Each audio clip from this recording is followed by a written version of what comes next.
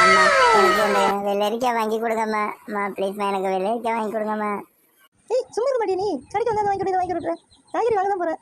அதுக்காக எப்படியா வெள்ளரிக்காய் வேணும்? அம்மி இந்த வெள்ளரிக்காய் எவ்வளோப்பா? வெள்ளரிக்காவா? வெள்ளரிக்காய் 30 ரூபாம்மா.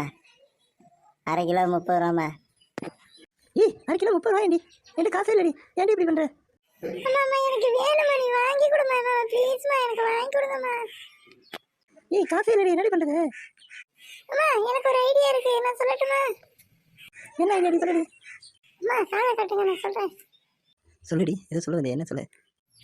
அம்மா நேற்று என் காதில் ஒரு பவுனு தங்கம் போட்டிங்கல்ல, அதை எடுத்து கொடுத்துட்டா வெள்ளரிக்காய் கிடைக்கும்ல?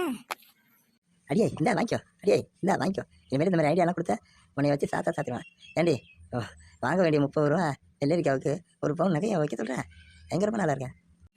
என்னம்மா கடைக்கு வந்துட்டு சும்மா இருக்கிறீங்க, என்னம்மா வேணும்? ஏன்பா நீ சும்மா இருப்பா, நான் உங்கள் கடைக்கு வரலப்பா. பஸ்ஸை நிற்கிறதுக்காக ஒதுங்கினேன். இப்போ வெள்ளரிக்காய் கேட்டாலும் இப்படி ஓரம் பண்ணிக்கிறேன், அவ்வளோதான், வேறு எதுவும் கிடையாது. நமக்குன்னு வந்து சேருது பாரு, என்னமோ இப்போ